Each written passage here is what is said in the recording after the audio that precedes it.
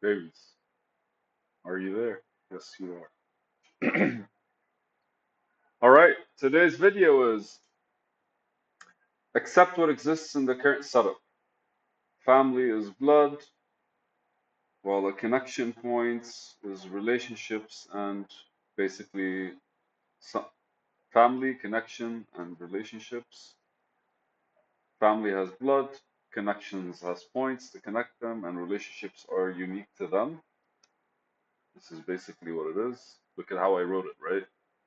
So this is basically accepting the current situation. And in a way, I was kind of like combining the family part with an actual connection, maybe, and what a relationship should look like. Who the fuck knows? But here, over the past year, specifically since I think July last year, I've been basically, let's just say, separating from my family, cutting the umbilical cord and all that good stuff. I'm sure all of us kind of like wanted to take a breather from whatever keeps kind of happening anytime you're around blood, your own blood, basically, your own genes, your own genetics, your own heritage. I don't know what you want to call it, but family. Um, so accept what exists in the current setup is me kind of like reminding myself, or at the very least having a discussion with myself. By the way, this is video 500. And me having a discussion with myself that basically they're there and that's how they're gonna be. And I'm trying to make some reason out of it, or at the very least, kind of like give my emotions a place to kind of like go to. One of which is family is blood, and they'll always be blood. My problem is they're unreliable, and basically, very characteristically, I think all families are that way. I think it's specific to love. I forgot where I read that, but like one of the philosophers or writers says like what we think of love is completely like off because normally we take for granted everything that we care about. It's the shit that we don't really care about, we never take for granted. It's in our head that kind of like targets our ego. But if we care about it, we're okay kind of like taking it for granted, whether it's people, whether it's good habits, whether it's our body, whether it's our mind, whether it's our food, whether it's our work, all the things that actually matter to us, we tend to kind of like, I don't know if it's, yeah, it is kind of weird because there's a certain kind of like, I want to say feeling that you get from creating a bond with something. There's really like one of those keychains. Like once you actually have a key basically like connected to a chain and connected to your trousers, you don't really give a fuck anymore because in a way that bond creates a sense of safety. And naturally I have over the past years I've been getting away from the concept of love being actual like emotion and more like neutrality. I even like said something that a couple of weeks ago about like how the opposite of hate, love is not hate, it's indifference. But I think that's what love is basically that neutrality to a point where you don't really like care because love is an expression from you. It's not really something that you kind of expect something out of.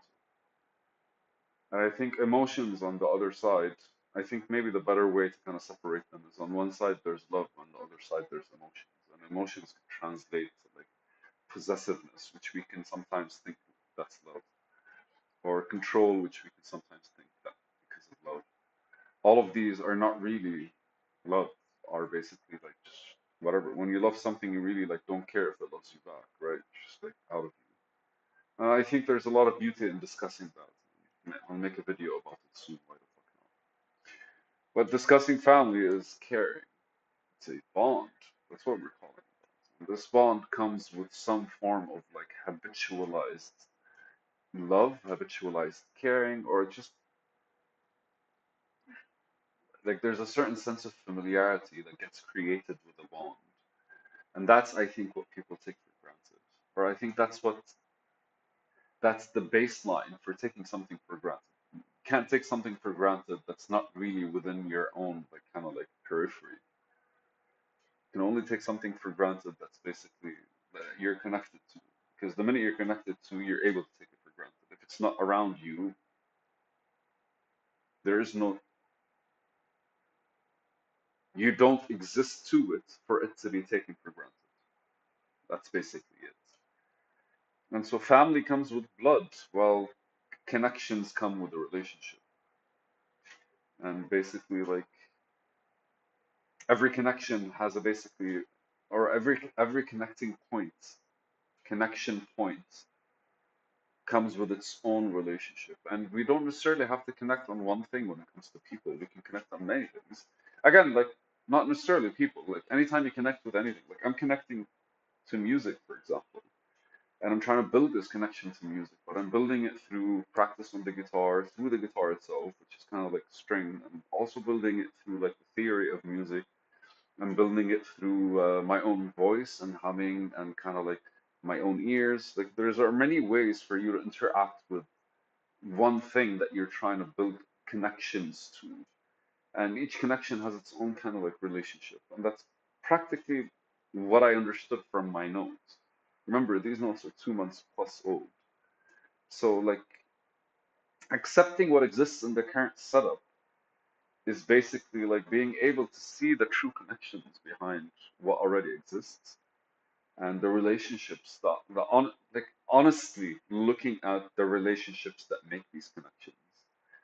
And I feel like now that I'm explaining it this way, the initial connection to family is blood, and that's something that can't be changed because like the blood that flows through me is basically, or the DNA that flows through my blood is the same DNA that flows through my brothers, for example, or my sister, or my mom and my dad basically mixed together, like that kind of like beautiful stuff. And in a way, maybe we are able to kind of like build a connection starting from that, because doing that allows us to kind of like articulate better the different things that are actually like forming around this bond of blood, and maybe discovering the true relationships we have, or at the very least, like, because if we're looking at connections, then we don't really, we get to actually, most of my relationships are based on the disconnections.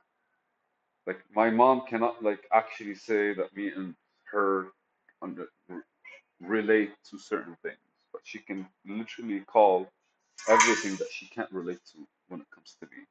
She literally has them on top of her head. It's like one of those, like, but I don't know. It's definitely because of negative bias, probably, or just the fact that we operate in a more, I don't know what's going on. I remember easier what's not working instead of what's working. I don't know is it a horrible way that we actually got to evolve as people instead of actually like building on top of what already is actually like working and creating a stronger relationship? What we end up doing is basically like highlighting the things that aren't working, and then from there, kind of like creating more space on something. I don't know. We are discussing family, so we can go everywhere when it comes to it. But the goal of this video is to accept what exists in the current setup. Current setup. Now, ideally, when you're accepting something, you're allowing it to be how it is, and mainly evolve how it is. And to allow something to be how it is and basically let it evolve, you have to be an observer, or at the very least, you have to be on the outside. Because anytime you try to interfere, you're not really accepting it, are you? Right? So effectively, thou shalt not judge the situation at hand is the biblical thing, I would say. It's the biblical sound that came in my head. Is it biblical? It's more like godlike or something. But anyways, I guess figuring out connections is removing yourself from all the clutter, or at the very least from everything. Because it allows you to establish the base that everything's built on. And I used family because that's what triggered me, but ultimately the first connection with family is blood. And then everything is supposed to have been built throughout the years when it comes to trust and when it comes to love and when it comes to all these things. And so, what are the connecting points that I actually could connect to family, or at the very least that I could learn from where I didn't connect to family, and I could actually translate to the different things that I actually have a bond with. I think the goal of this definitely has been highlighted because I keep mentioning bond, a bond with something, taking for granted. You kind of have to form a connection with something in order for you to be able to take it for granted. I keep looking at my cat, by the way. So,